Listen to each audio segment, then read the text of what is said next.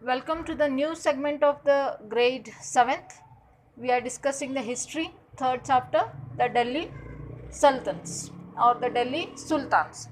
Here, today we are going to discuss about the two major dynasties and great rulers of these two very strong dynasties which ruled Delhi in those in 12th and 14th century. Yes, so here the two main rulers of Khalji dynasty and Tughlaq dynasty. Here we'll understand the comparison about different aspects of these both kings. Which are those differentiation? What are the major differentiation in these two great, very strong rulers of Khalji and Tughlaq dynasty? First one here, the Alauddin Khalji and Muhammad bin Tughlaq. Bin, they are not written here, they are not given in a textbook. And here when we see these both Alauddin and Muhammad bin Tughlaq, the Alauddin, he was attacked Delhi twice. He was attacked. He was wanted to control the twice, and that is which he was having a very large army along with him. That in a year of 1299, 1300, and 1302 and 1303. He was attacked twice to Delhi. The same thing when we are seeing here the Muhammad Tughlaq, he was attacked when he is earlier when he was under Mongolians. He was a noblest person of the Mongolian, that is Genghis Khan. Next chapter, in the fourth chapter, again we are the understanding about the Mongolians very deeply. So here he was Muhammad bin Tughlaq. He was confident about his strength of the army, and he is attacked to Delhi, and he was taken in his hand. Next one, it is Alauddin constructed a new garrison town. Garrison town, already you know that where they are the giving services, goods, services. He is constructed and he is given the name, that is a Siri. In a map, we can see in a map 1 in your textbook. And here the same thing when we see these Muhammad bin Tughlaq, that is the constructing, rather than a constructor of the garrison town, he is created 4 cities in a surrounding of Delhi. That is the oldest of the 4 cities of Delhi. He is made a residence, means the where the soldiers can they stay along with their family. He made a garrison town there as well as residence. Both they can live, that is soldiers, they can give the services also, and they can constructed house he has provided for the soldiers. That's why he is the city where they sent to the new capital of the Daulatabad in south. And here when we are discussing about the giving a salary for to the Alauddin by Alauddin Khilji or by Muhammad Tughlaq. The soldiers had to be fed. Yes, the soldiers, they are the given feeded or giving by a soldier, the kings, that is from a taxes which they are the collecting. That is a main source of all the rulers which who are the ruled.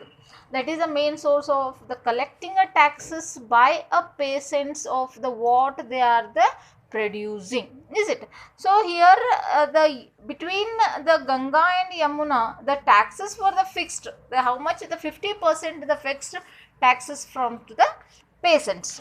Here the when the same comparison when we are doing with the Muhammad Tughlaq, that is produced from the same areas was collected as a tax feed to the army. Here the what the collection they are the collecting the same thing that is given to the soldiers as a the soldiers the who are the additional taxes which they are the taking, that is where the famine in the area. Famine means the where the disasters has happened, where they are the unable to feed their family, where they are unable to grow the any type of the crops, where they are the scarcity of the food, that is called as a famine. So here the main intention of the both, they are the feeding the soldiers by taking a salary and they are the giving them. So the paid when they are the here the Muhammad Tughlaq as well as Alauddin Khilji, both are the paying them the salary. Here when we see these, first we'll understand about Alauddin Khilji, how he has paid. He paid us the salary for in a cash rather than a iqtaz.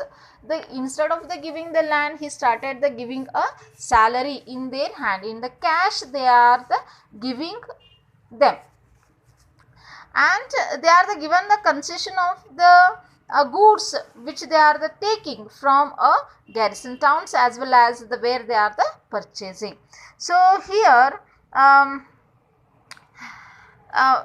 the prices were the carefully the surveyed by officers and the merchants who did not sell their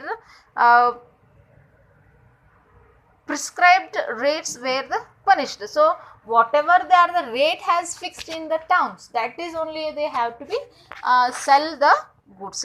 The Muhammad bin Tughlaq also is paid his salary, his soldiers cash for as a salary. So here they are the controlled prices in their hand, they are the made a token as a currency. And here the one more thing we can understand about this Muhammad bin Tughlaq, he is given a permission for to the everyone, they can make the currency token in their own houses or in the particular market area, instead of the using the gold as well as a silver coin. So it is a one kind of the saving of metals which they are the using. Next one is administration measures. When we are the seeing the administration measures of these two, Alauddin Khilji and the Muhammad Tughlaq, they are very cheap rate, they are the made effective supplies of goods in the market, and it is a successful that one in compared to a Mongolian invention. Yes, so the Muhammad Tughlaq, the administrative measures, when we are the measuring about these Muhammad Tughlaq, the main thing he has controlled all the administrative, and as well as he is shifted himself as to a Delhi to the Dawlatabad. So in that period when he is shifting, that time so many people were died as well as, and he is another one thing he is made, that is a token currency. So in a history when we are taking Muhammad bin Tughlaq, he is known as a unknowledged person, because he is given the authority for to the everyone to make a currency. So today we are understood about a comparison of both Muhammad bin Tughlaq and this Alauddin Khilji. So for reference you can refer 7th grade NCERT textbook. Thank you.